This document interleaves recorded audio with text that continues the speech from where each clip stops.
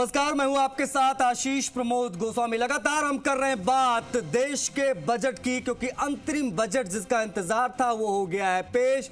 मोदी 2.0 का आखिरी बजट नई संसद भवन में जो है निर्मला सीतारमण ने, केंद्रीय वित्त मंत्री ने पेश कर दिया है। अब जो अनुमान था, जो उम्मीदें थी, क्या उसके अनुकूल ये बजट नजर आया या कहीं कोई कमी रह गई? इसी पर लगातार विश्लेषण भी हम कर रहे हैं। हमारे साथ तमाम पैनल के लोग भी जुड़े हुए हैं, उनसे भी हम बातचीत करने का प्रयास लगातार कर रहे हैं ताकि तमाम पॉइंट ऑफ व्यू जो है सत्ता पक्ष का, विपक्ष का, लोगों के रिएक्शन आप तक हम पहुंचा पाए। देखिए, बड़ी चीज ये रही कि अपनी घोषणाओं में निर्मला सीतारमण ने क्या कहा।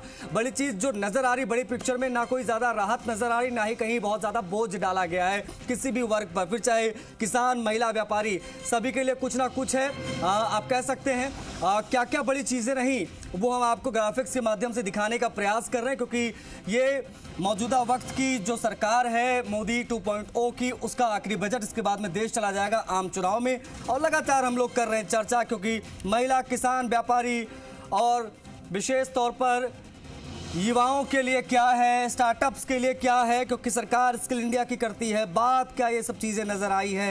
इन्हीं सब चीज़ों को हम ध्यान में रखकर चर्चा करेंगे। मेहमानों से आपका तारुफ करा देते हैं एक बार फिर से। लगातार आप इनको टीवी स्क्रीन पर देख रहे हैं।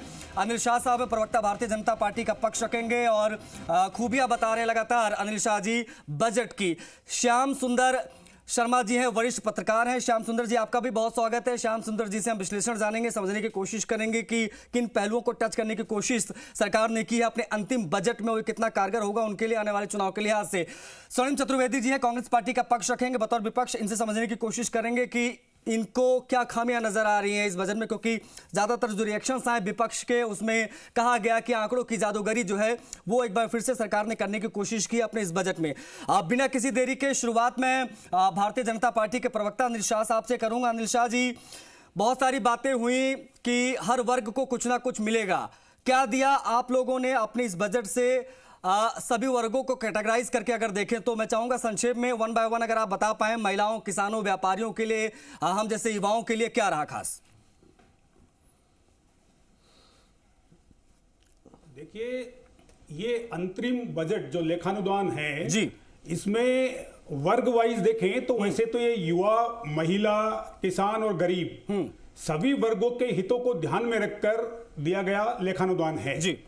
महिलाओं के लिए देखिए तो इसके अंदर जैसे प्राइम मिनिस्टर आवास योजना है, इसमें 70% से ज्यादा आवास जो दिए जा रहे हैं ये महिलाओं को दिए जा रहे हैं। तो इससे महिलाओं को अपनी सिक्योरिटी बढ़ रही है। अब ये इन्होंने 2 लाख आवास अगले 5 सालों में और देने का वचन इस बार इस बजट के माध्यम से किया गया है। युवाओं के लिए इसी तरह से 7 IIT, 7 IIM और 3000 नए ITI खोलने के लिए जो प्लानिंग की गई है, तो ये युवाओं के लिए है। गरीब कल्याण का विषय आप देखेंगे तो गरीबों के लिए डायरेक्ट बेनिफिट जो स्कीम थी, आप देखिए उसमें 43 लाख करोड़ रुपए जो ट्रांसफर हुआ है वो DBT के थ्रू किया गया है। ये गरीबों को जो आज तक 85% बीच वाले लोग खा जाते थे, ये सारा किया। तो ये मोदी सरकार के द्वारा की गई गरीब, युवा, महिला और सभी वर्गों के हित को ध्यान में रखते किया हुआ है। अब आप देखिए कैपिटल एक्सपेंडिचर, असली में इस सरकार का जो उद्देश्य है ये स्थायी विकास चाह रही है। स्थायी विकास के लिए स्थायी कैपिटल एक्सपेंडिचर को बढ़ाकर कर रही है। आप देखिए 2 करोड़ PM आवास योजना का जो चल रहा है, 3 बड़े रेल परियोजनाएं, ये जो रेल गलियारे जो ला रही है, जैसे पहले कॉरिडोर, रोड कॉरिडोर बने, अब रेल कॉरिडोर बन रहे हैं। ये जो प्लानिंग अगर सक्सेसफुल होती है तो ये देश के अगले आने वाले 100 सालों तक के लिए डेवलपमेंट का काम होगा। और इससे आप देखेंगे यात्रियों की यातायात तो सुविधा होगी, साथ में जो रसद सामग्री जाती है कहीं पर अपने सैनिकों के लिए, और या जो इंडस्ट्रीज के लिए जो सामग्री जाती है उनके लिए भी सुविधाजनक होगा। उनकी कॉस्ट कम होगी, क्योंकि जब कॉरिडोर्स बन जाएंगे तो उससे आपको ट्रांसपोर्टेशन चार्जेस कम होंगे, तो उन चीजों का लाभ जो है हर वर्ग को मिलेगा। मैं जहां तक समझ पा रहा हूं, आप ये कहना चाह रहे हैं कि भाई इंफ्रास्ट्रक्चर डेवलप जो किया जा रहा है इससे कहीं ना कहीं सभी कनेक्टेड हैं और सभी को इससे लाभ मिलेगा, और आपका जो विजन है वो बहुत लाउड एंड क्लियर है कि आप देश को विकसित देखना चाहते हैं। उसी दिशा में धीरे धीरे करके सरकार देश को लेकर आगे बढ़ रही है।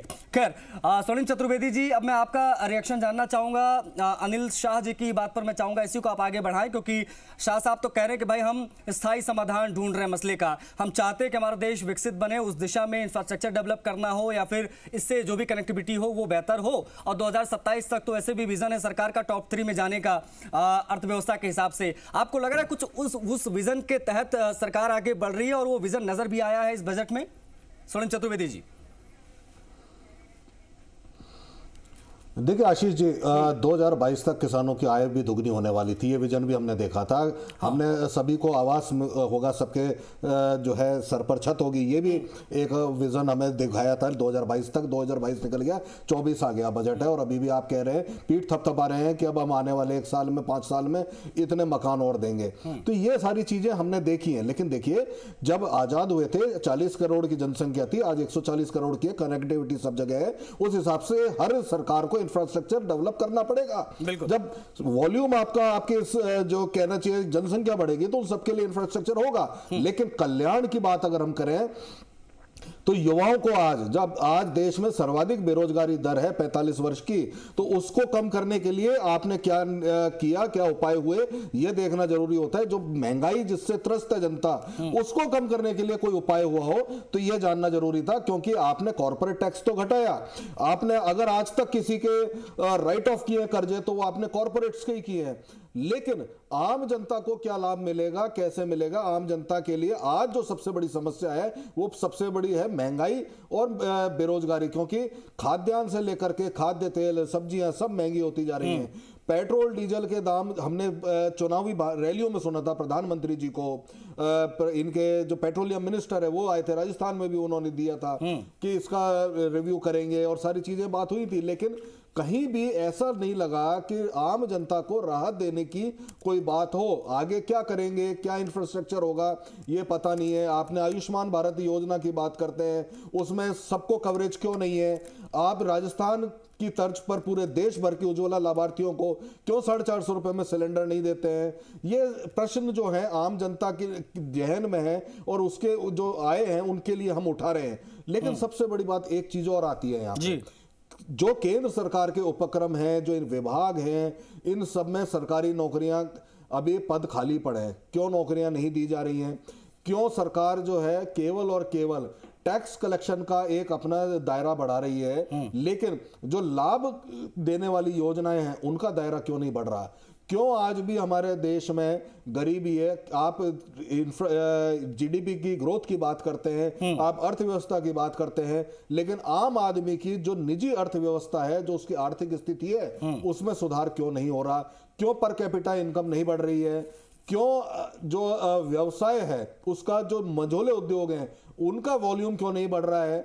आप तो टैक्स बढ़ा देंगे तो आपका वॉल्यूम बढ़ जाएगा आपकी अर्थव्यवस्था का, वो अलग चीज है। लेकिन असली पैमाना ये होता है कि जो धरती पे खड़ा आम आदमी है, आज भी 80 करोड़ लोग क्यों मुफ्त अनाज के के मोहताज हो गए हैं? क्यों आज युवाओं को नौकरियां नहीं मिल रही हैं? आपकी बेरोजगारी दर इतनी ज्यादा क्यों है? तो ये सब चीजें, प्रश्न अनुत्तरित इस बजट में रहे। वो इसलिए हम पूछ रहे हैं कि इन सब बातों को केंद्र सरकार के मंत्रियों ने, अब अभी जो चुनाव हुए थे 4 राज्यों के, उनमें जगह जगह उठाया था और जगह जगह बात की। आपके पुराने वादे भी हमने देखे 2022 में। आज किसान भी इंतजार कर रहा था कि नहीं, किसानों को लेकर तो खैर ये बात आपने ठीक कही स्वर्णिम चतुर्वेदी जी कि किसानों को लेकर बहुत सारी ऐसी चीजें हैं। फिर चाहे खाद का रेट कम करने की बात हो, एमएसपी की बात हो, प्रधानमंत्री सम्मान निधि का दायरा बढ़ाने की बात हो, ये ऐसी बड़ी बड़ी उम्मीदें किसान लगा के बैठे थे, लेकिन उनके हाथ ऐसा कुछ आया नहीं। पूरा का पूरा जो अंतरिम बजट है वो आप कह सकते हैं बुनियादी ढांचे के इर्द गिर्द घूमता नजर आया कि अंतरिम बजट में बुनियादी ढांचे पर जोर दिया गया। श्याम सुंदर शर्मा जी, मैं आपका रिएक्शन लूं उससे पहले एक बड़ी खबर आ रही है, दर्शकों को बता देते हैं। वाराणसी से बड़ी खबर आ रही है और लौटूंगा मैं, चर्चा को हम लोग आगे बढ़ाएंगे।